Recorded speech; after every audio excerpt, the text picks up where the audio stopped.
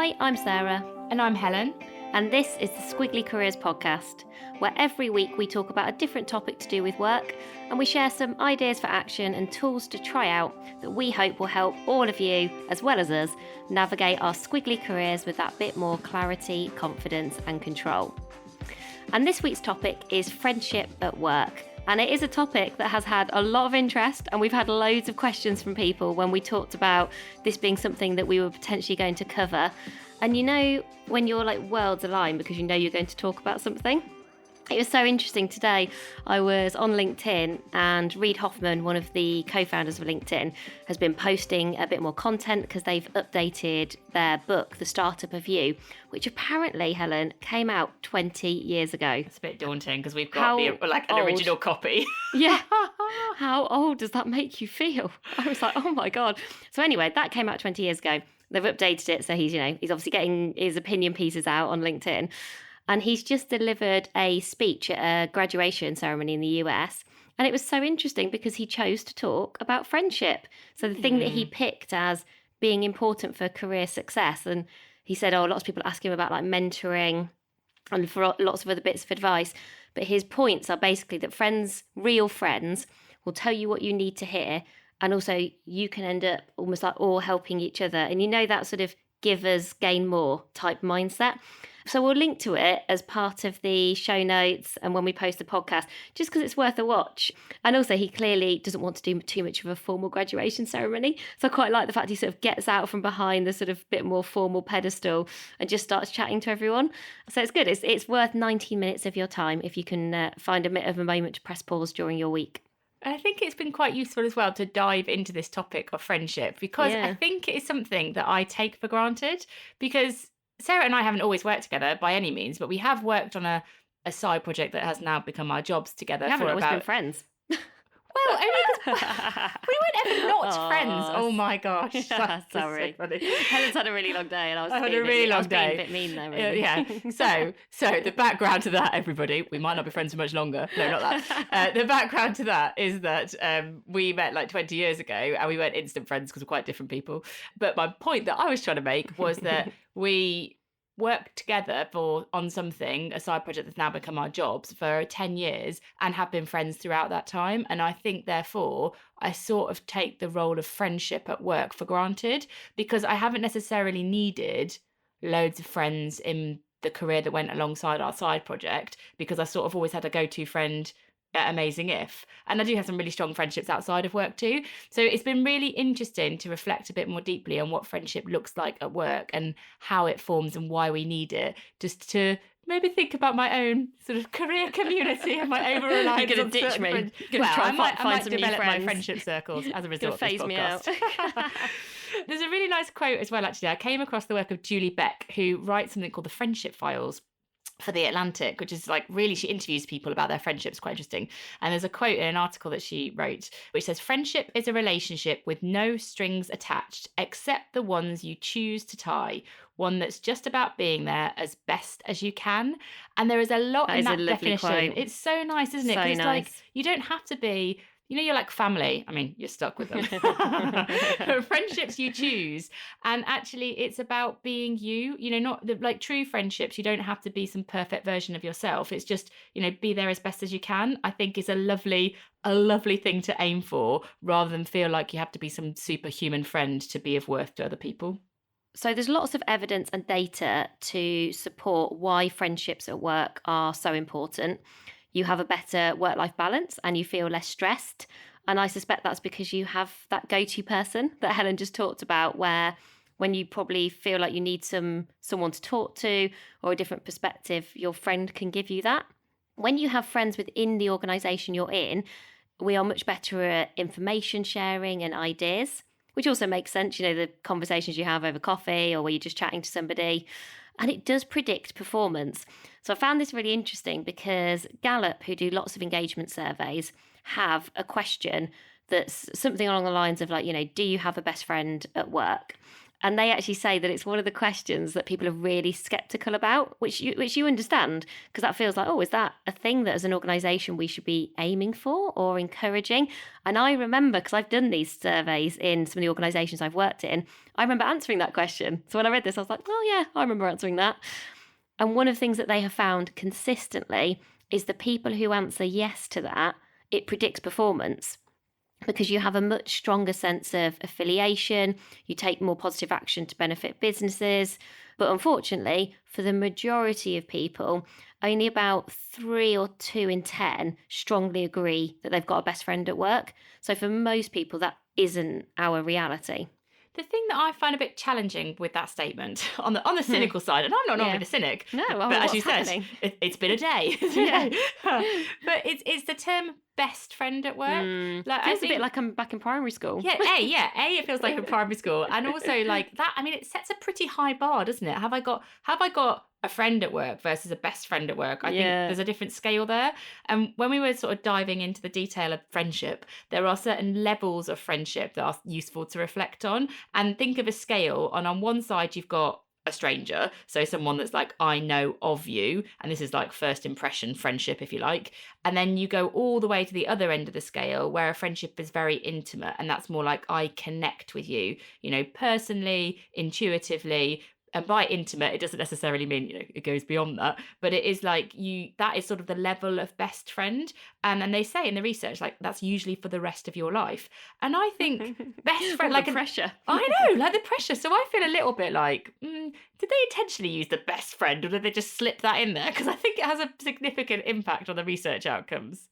I would guess it's very intentional. You'd think so, a Gallup, wouldn't you? Given their sort of, research and insight base, they will have really thought about how they phrase and frame those questions. But like you, I wonder whether maybe it's also some cultural context, because I also find it uncomfortable that I feel like I'm being asked to choose. So like, oh, who's your best friend? And yeah, it just feels a bit mean, doesn't it? But some of the reasons that a friendship is challenging, there are 3 P's that we've seen in what we've been reading. One of the P's is to do with the last couple of years, and that is proximity. And we do know that proximity helps us to create friendships, as in, I'm sitting near someone or I see someone face to face regularly, and perhaps we end up forming a friendship because you go out for a coffee together, or you end up just sort of seeing each other around, and it's sort of that more informal friendship that over time builds. And when I think about some of the friends that I have had at work, often that is how they've happened. It's not necessarily been the person you're working with the most. It's just been, oh, should we just go and grab a coffee? So if you need a bit of a break, then you get to know someone, then you get to know someone a bit more, and you sort of either gel or you don't. Those relationships either get stronger or they perhaps stay a slightly more superficial. So proximity is an interesting one.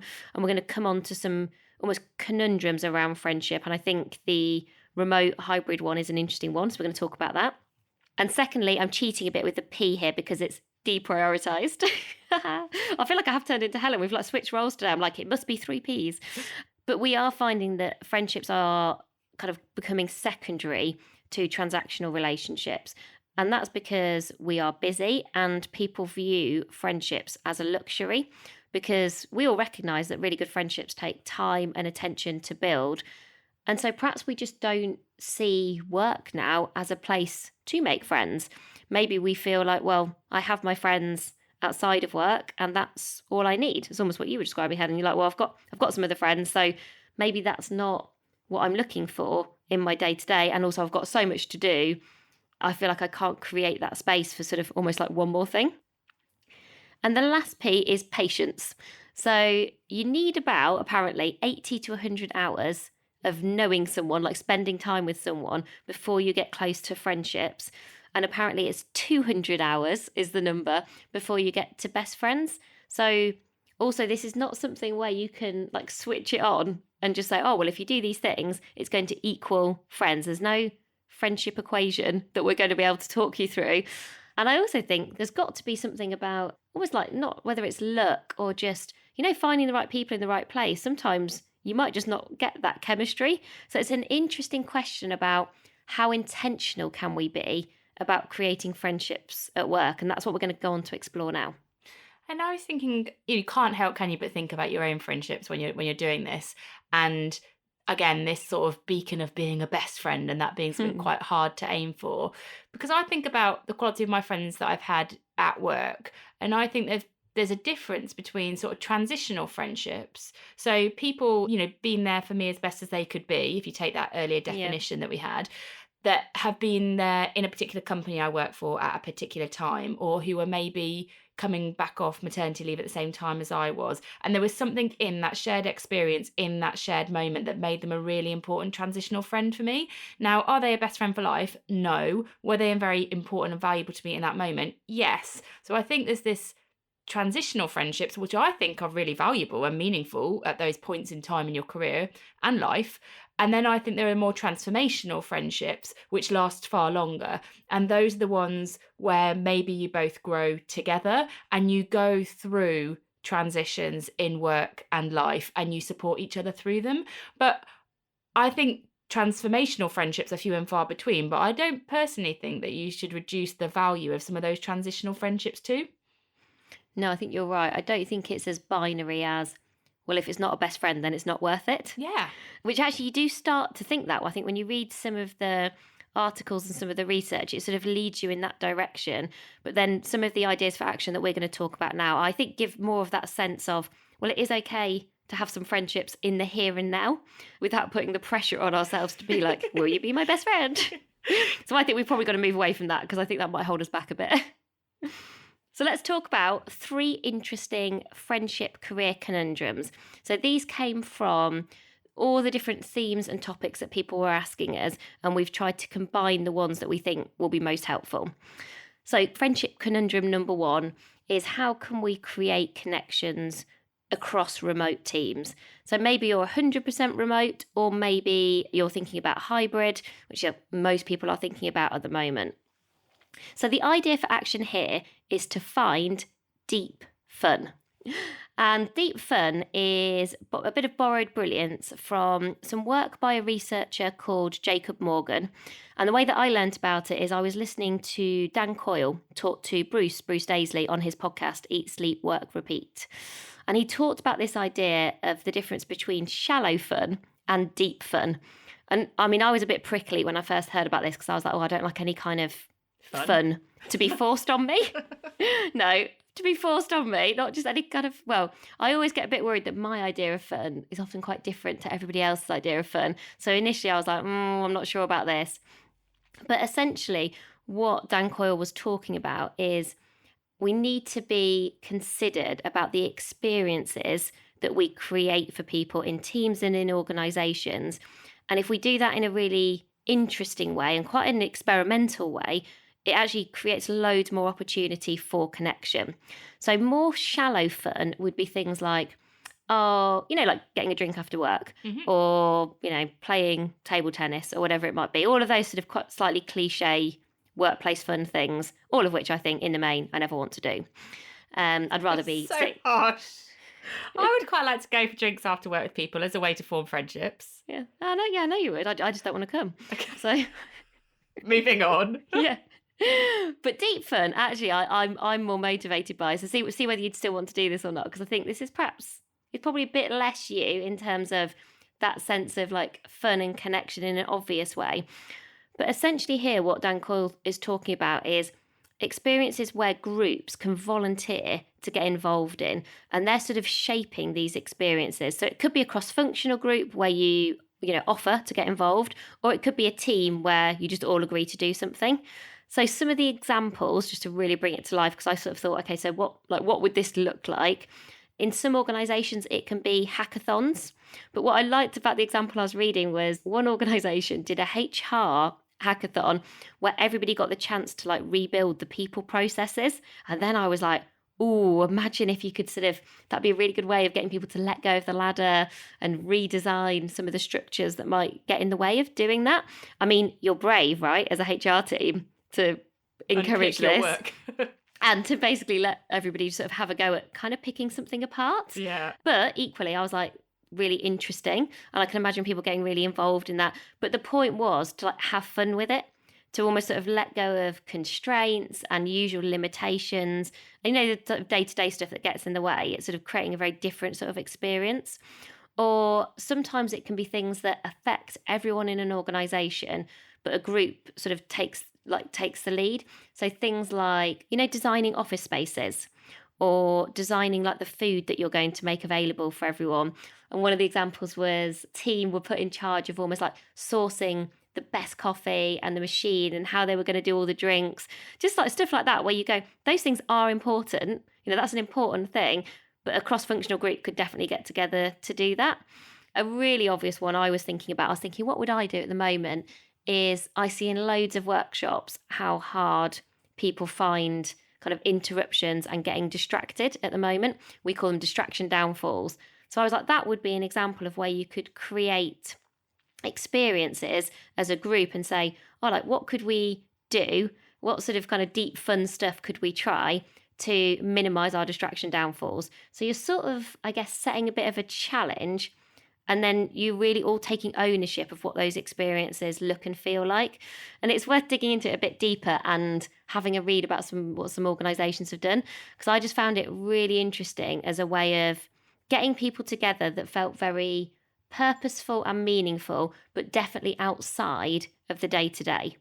And so it definitely got me thinking. I listened to this today and I want to think of more examples. I was like, what could we do in Amazing If, and what might this look like? And Dan Coyle's point was, this is not the obvious stuff. It goes a bit further than that. And you almost need to work out, what are these challenges? And they need to involve everyone. They need to feel really inclusive. So I don't think it's obvious to go, it needs to be ABC. But I think the principles make sense. And then you've got to figure out, what does this mean to us in our organisation or in our team? So, reflecting on forming friendships in remote teams, having listened to what you said, the bit I like about it is I think the default of going out for drinks, whether you're going to do that in person or remotely, I think plays to a certain group of people. It plays to extroverts, right? And they're actually sort of forming friendships with work people, but outside of work. And what we're really trying to think about here, I think, is how you form friendships inside of work. It's a bit of a cop-out, really, to be like, let's leave the work behind and just go have some drinks instead. Yeah. So I really like that this is sort of integrated into it, and that it's perhaps more inclusive as a result of it. And then I was also thinking about, when have I formed friendships sort of in work? And I think it hasn't, like some of the things that you described there, those sort of deep fun experiences do sort of feel nice to do. But I think some of my most effective friendships have formed in need to do experiences. Yeah. So for example, a project's gone wrong, pull people together, or we've got to launch this new thing by the end of the week, or it'll be disastrous. Also, there's like basically these pressure points when people come together. And it's been in those moments where you've had people using their skills, supporting each other, a bit of humour to overcome adversity, that some kind of barrier has broken down that has resulted in like a benefit of a friendship forming. And I was wondering, those deep fun experiences, do they create those points of pressure that for me have been helpful in forming friendships?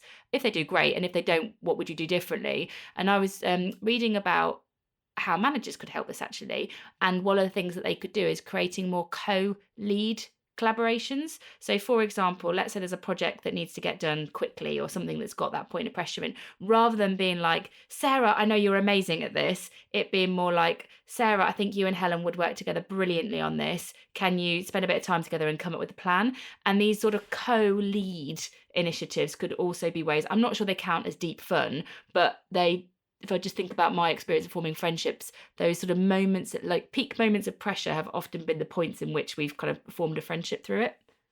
Well, I think what you're trying to design, and I think design is the right word because you are trying to create these, I think, from what I've understood, is quite meaningful experiences. And I think what you've described as a meaningful experience can be because there's a bit of pressure and there's something to deliver. But the point would still need to be, you'd have to reflect and think, I did enjoy it. I did have fun, which I guess some things that are highly pressured probably wouldn't be inclusively fun for everyone. Whereas the idea with something like hackathons, or maybe doing fun experiments for a week on reducing distractions, would maybe feel slightly easier to kind of include everybody in. So it's definitely one where I'm going to do a bit more reading about it and have a look at Dan Coyle's book, The Culture Code. I think it's cool because I think that's designed a bit like a workbook, and we'll come back to it if we have kind of even more ideas to share. But I think hopefully the principle feels helpful, and I think it's incredibly timely at the moment to think about how are we going to find these moments of deep fun and not to. I think your point about not defaulting to the obvious is a really Mm. important one, and try some things out. So don't view it as like, oh, I must get this right. And they did give a few examples as well when they were talking about this today of like, you might try some things and they might just fall a bit flat, but it's better to try and let it fall flat and then just see which ones work and then do more of those ones. I've got this like vision now of like friendships just falling flat on the floor. Yeah. Like they're just left Yeah, there to sorry, lie. don't really like you much. Like someone to pick Bit them up. harsh. Yeah. Pick me up, build a friendship.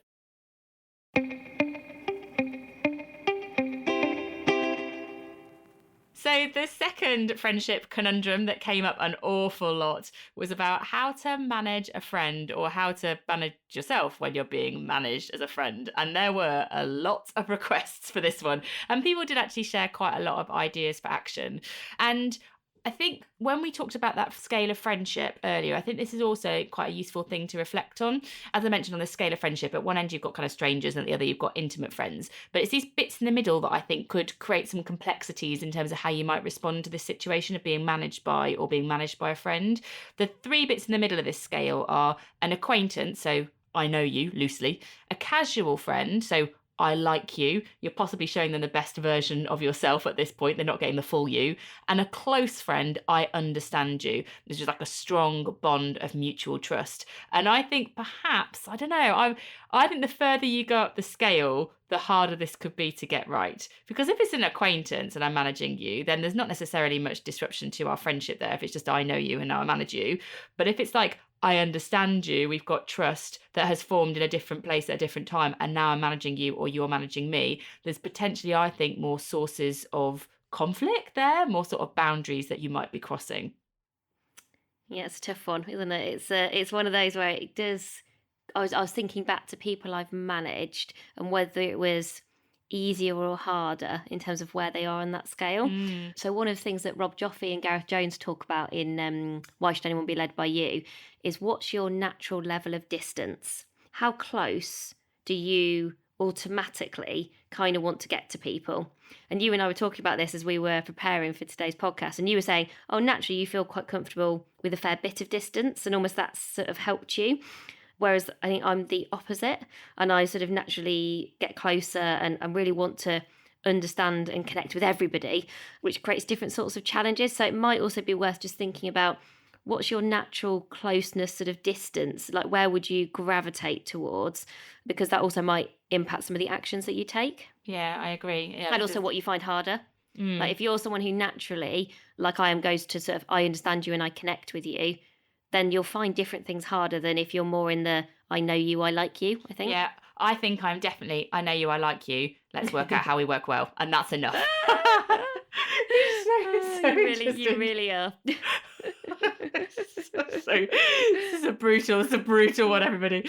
Okay, so the idea, regardless of whether you kind of value the close connections that Sarah has, or whether you're like me, I know you, I like you, let's just get work done, is that the ways of working need to be established early and openly. And then actually you kind of close any expectation gaps that might exist. So if someone wants to be my best friend and I'm like, oh no, I just want to get some stuff done together. Or if somebody wants to work in a slightly different way, you can kind of look at that quite quickly together.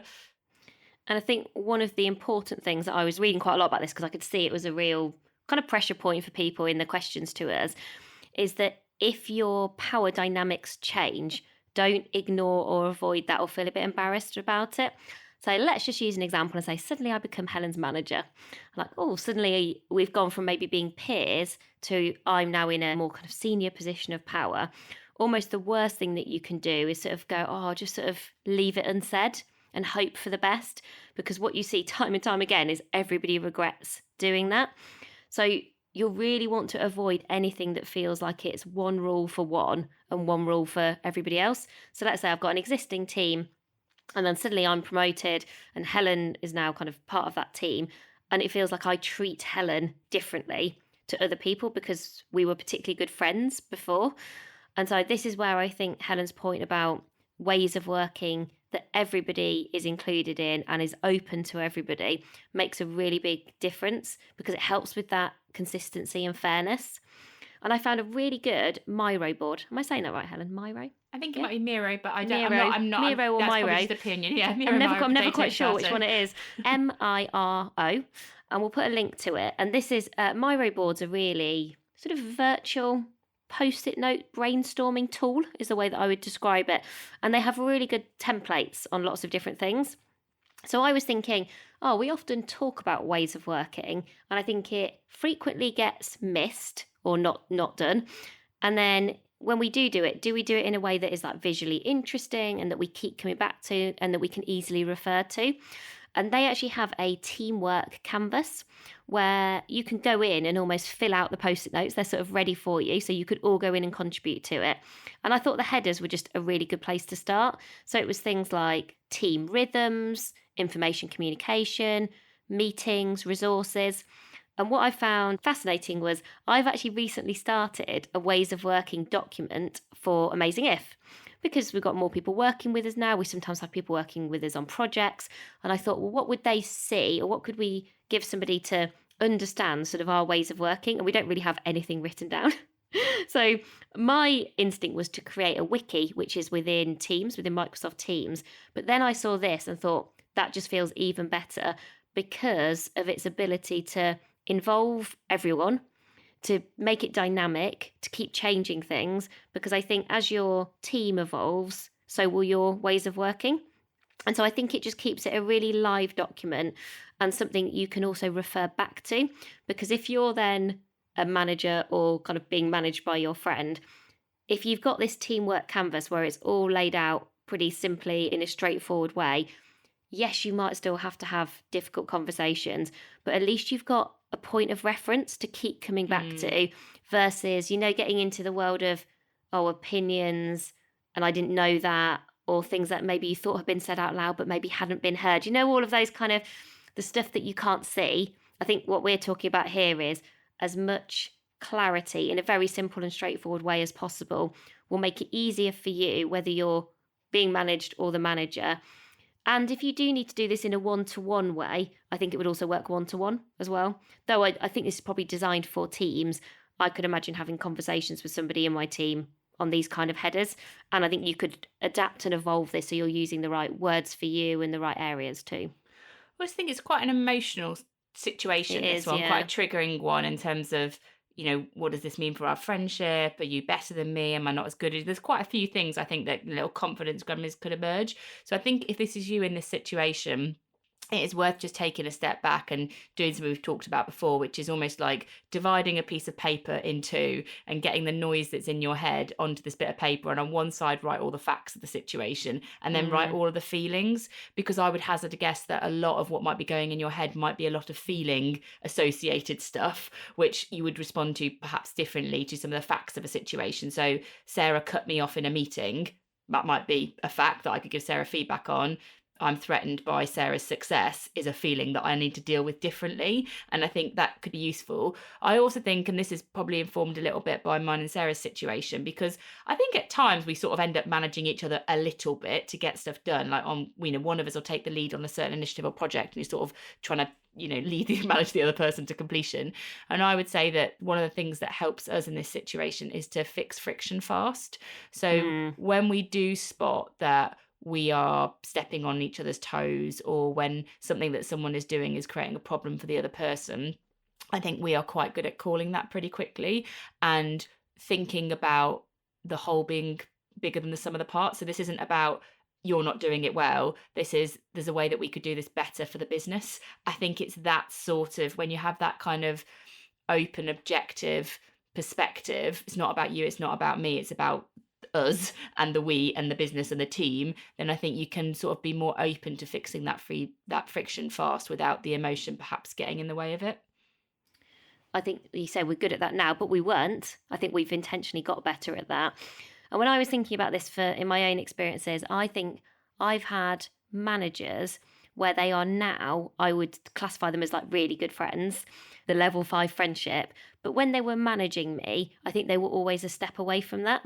And that was absolutely fine. And even I didn't feel the need to be best friends with my boss, but I'd always got a really strong connection and relationship, as in I felt like I understood them and I think they understood me. It's interesting that all the managers who've gone on to sort of go from the level 4 to 5 were always in that category before when they were managing me, but they didn't move to sort of the final level of friendship until our dynamic changed. And I think that's probably a healthy thing. That's probably a good thing because, and I remember someone saying this to me once, and also this has happened to me, and in both ways, you never quite know as a manager what messages you might have to communicate and the decisions you might have to make. And someone said, just make sure, Sarah, you could always be in a position where you might have to make someone's role redundant. And I have had managers who are now very, very good friends who have had to make my role redundant before, and they're very good friends now with me. And that has happened. They've had to have those conversations with me. And I just wonder, if you were at that like level 5 friendship, that's an incredibly hard thing emotionally to do. But if you're sort of just at the I understand you and you've got the trust and the mutual connection, then great. So I think that was actually something that always really stayed with me. That might sound quite harsh, but I always remember thinking, well, at any point that person might have to do that, and at any point in the roles where I was a manager, I might have to do that too. And sometimes I managed people that I knew really well or were friends with other people that I knew outside of work. And I knew that sometimes I might just have to make those difficult decisions or have those tough conversations. So I just think there's a difference in those friendships about, what we're saying about in the moment, what feels like the right thing to do, but it doesn't have to stay that way. Like our relationships are changing, aren't they? Yeah, I agree. I think some level of boundary is useful for both of you, particularly when you spend so much time at work. And then if that work contact has become a friendship, there's a lot, you can be quite, over reliant on that. And actually, I think both people need a bit of a boundary in it. And so our last conundrum is about friendship in a competitive environment. So if you feel like you're working in quite a win-lose environment, perhaps, or it just feels generally quite high achieving and highly ambitious, how does that work? Can you still create connections in that kind of environment, or is it every man person for themselves? And what does that look like? How can you do that effectively? Well, I found just being better than everyone is the way to win. I think that's just, if I'm just better. That's not what you said. I know, that's not what I said. We were talking about this one before, and you actually have some very good advice, which I think is, your advice is probably the answer, but it's sort of one of those easier said than done things. So I think you should say that first. Well, I think regular listeners will know that I have this quote that I ascribe to, which is to run your own race. But I think the reason that I end up repeating that quote so much is that it's not just a pithy statement. It's something that I genuinely believe in. Like, I'm not a particularly competitive person. Like, I have lots of different traits that probably aren't amazing, but I don't find any value in competing with people. I want to do my best, and I want other people to do their best, and I want to champion them to do it. And so if Sarah and I are going up, let's say Sarah and I are going up against some award together, and it's for entrepreneurs, and they've said that we can't enter it together and only one of us can win it. And if I entered it, Sarah would be like, well, I'm going to win that, Helena, because Sarah's way more competitive than me. But I would totally do my best, and I would go for it. But then if I didn't get it, I wouldn't let my disappointment be something that got in the way of my happiness at Sarah's development. That just it's not a thing that's in with me. So this one I find tricky because I don't think, it's not a conundrum for me. I wouldn't go head to head with anyone. I'd go head to head with myself. I know you are. It's very different for us. Yeah, though I think I have also been in environments that sometimes set you up to think in this way, and that is not always a good thing. If you're putting cohorts of people, or maybe you're even going through programs where it's some people get promoted before others, or if you're in a very grade orientated environment, which I have been in lots of organizations. And I think sometimes that if you are already competitive, it sort of reinforces that competition, because essentially it compares you to other people. And so it takes, I think, confidence to let go of that. It certainly took me being confident in myself and quite self-aware to go, okay, well, it's not about who gets there first. That's actually really ladder-like thinking. It's not about how far and fast I progress versus other people. It's about, am I progressing in a way that's meaningful and motivating to me? And I think there was a real tipping point in my career where I sort of let go of competing versus others versus being my best. And actually it feels very different. And I'm still really competitive and I love to win. But I think I now see the kind of the win-lose in a work environment in a very different way to, say, a sporting environment where you do win or lose. And I've started playing netball again. And the whole point of that was to play netball in a very relaxed environment. But even then, I find it really hard losing. But it's good for me. It's good to have like an outlet for that competitiveness that is in me. So our idea for action here is we were trying to think about, if you were in quite a competitive environment, what could be helpful? And I think anything that helps you to understand who people are before you get into like what everyone's doing and where everyone's going is really helpful. So you can kind of connect with the who before you worry about, well, what job's Helen doing and who's going to get that promotion? And we use an activity called More About Me. And this is a free 10-minute tool that we have on our website under our free toolkit. Obviously, we'll include the link as part of the podcast. And this really is starting to get clues as to people's values. I don't think you have to do values because that might feel like too much of a leap. And I think it can feel a bit abstract for some people. But it's an activity that sort of gets you closer to what's important to people, what motivates and drives you. So the sorts of things that we talk about in More About Me are, and you would fill this out for yourself, are I work best when, skills I bring to the team are, come to me if you need help with, one thing I'd like help with, and a piece of career advice I found useful. And if you create any sort of sense of that chance to sort of just get to know almost like the fundamentals of who someone is and what matters to them, whether it's this or Helen's talked before about creating a Spotify playlist where everyone talks about a song that's important to them, or whether you do a show and tell, anything that I think almost zooms you out away from, oh, we're competing in the day-to-day for jobs or work or projects, and actually no, we're sort of caring about who we all are, I think helps to remind us of that sense of, like we are all human. It reminds us of like the humanity without wanting to be too like dramatic about it. And also to encourage people to sort of do what's best for them versus getting anywhere close to, like comparison and competition in an unhealthy way. It's just only bad for people. It's bad for our stress and our anxiety. Sort of no good ever comes from it, certainly that I've not seen. Well, it makes me think that quote that I like, the running your own race one. I think those questions help you to understand what race other people are running. Like what is important to them, what matters to them. Because sometimes you assume that you're all going after the same things for the same reasons. And I think that is rarely true. Like everybody has different meaning and motivation that they bring to their work, and those sort of More About Me questions give you the chance to understand that, empathize with it, support it, recognize that they don't win at your loss, or that actually there's different ways we can win together for the reasons that you said. I think it really helps to ask those questions to find that out. And then the last very short thing, because we thought it was funny, or I thought it was funny, was some people did ask us about starting a business with a friend. Don't do it. No, joking. I quite enjoy sort of antsy Helen on the end of a long day. Well, lots of people say exactly what Helen just said, is don't do it. So don't start a business with friends or family, because people do have really bad falling out. And I've been given advice loads of times with people saying to me, where perhaps they don't know Helen quite as well, they'll say, well, what would you do? Almost like what happens if Helen does something and you end up sort of splitting up almost. And I was thinking, why has that never been a challenge for us? And I think one of the things that is helpful is to do worst case scenario planning. And this sounds like it wouldn't be fun, but actually it is also quite fun. And you're asking yourself questions like, okay, so what are we going to do if we disagree on a big decision? And then you might want to get really specific. So I think, well, what happens? We've had this conversation before. What happens if one of us wants to leave Amazing If?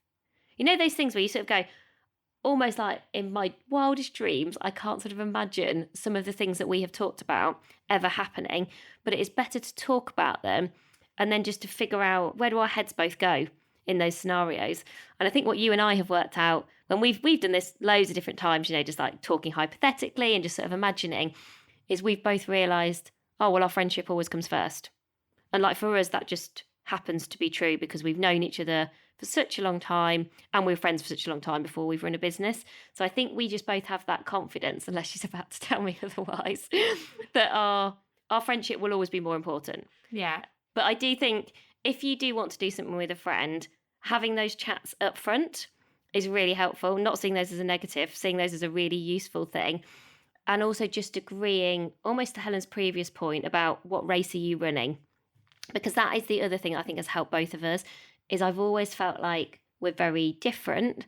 We definitely both want different things from our life, but we're sort of running the same race in terms of what we're trying to achieve at Amazing If and what's most important to us at Amazing If and our values at Amazing If. So we've sort of got these anchors that are sort of bigger than us. Even when we're talking about podcasts before we get started, we'll sometimes say, oh, we're not sure about that bit, or I'm not sure I like that bit. And we use our values, or we'll ask each other questions. And we're just so used to doing that I think it never falls foul of ever feeling like we're not going to end up friends at the end of a podcast. Or even in some of our toughest weeks, and there have been some tough weeks, I think it's fair to say, in the last couple of years, I have never felt anywhere close to thinking, oh, this is going to affect our friendship. And so, I mean, that's, I think, testament to us. We should be positive about our friendship. Well, I don't think you're not one mind and one voice, are you? There's one last thing that I came across that said that in order to understand what each party needs to manage the friendship tension, you've got to get this balance between the freedom to be independent of each other, but then the freedom to be dependent on each other. There's this really interesting. That's really nice. I think because freedom's one of my values. I look at that and go, oh, that's friendship for me. Like, where are we independent of each other? Where are we two different minds and two different voices? And where are we dependent on each other? Because ultimately, that's the foundation of trust in the relationship.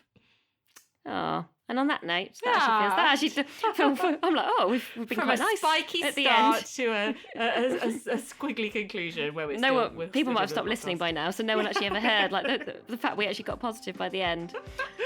Oh, well, all the links, because Sarah mentioned the Reid Hoffman video, to the Teamwork Canvas, some of the resources that we've got in, they'll all be in the pod sheet. You can get the pod sheet, they'll be in the links to the show notes, so that's largely easy to find on Apple, I think. But if you ever can't find any of the resources that we create, you can either sign up for Podmail, or you can just go on our website where we're amazingif.com, and if you go to the podcasts tab at the top of the website, you'll be able to find everything there.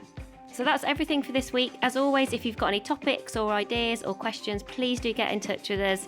But we'll speak to you again soon. Bye for now. Bye, everybody.